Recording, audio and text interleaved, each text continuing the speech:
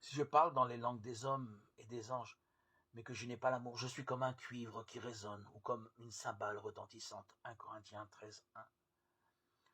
Le début de ce chapitre de Corinthiens nous enseigne que les chrétiens peuvent parfois utiliser les dons spirituels qu'ils possèdent avec de mauvais motifs, sans amour. Ce n'est pas un gain, mais une grande perte pour la personne elle-même et pour l'assemblée. Pour expliquer cela, Paul envisage plusieurs cas, en les appliquant à lui-même comme il l'a déjà fait dans cet épître, chapitre 4, 6 et 9, 26.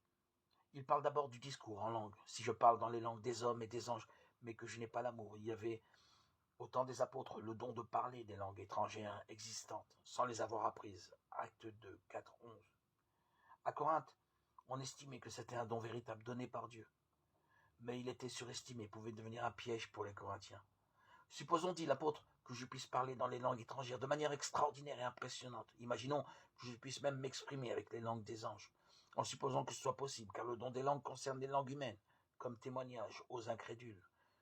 Je vous invite à voir Acte 2, 11, 1 Corinthiens 14, 21, 22. Cela produirait sans doute une grande impression sur les auditeurs, même s'ils ne comprenaient pas les mots. Il y a pourtant une pensée sérieuse.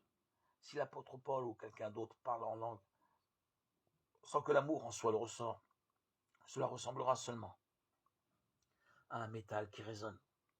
Si l'amour n'est pas le mobile, lors de l'exercice d'un don, tout est creux et vide. Les croyants ne sont pas édifiés, ne sont pas fortifiés dans la foi et Dieu n'est pas glorifié. Oh, donne-moi, Seigneur, d'ouvrir mes bras, d'ouvrir mon cœur à tous les souffrants, à tous les enfants, dans la peine, les pleurs, que je sois pour eux ton humble berger, ton humble messager, divin pasteur.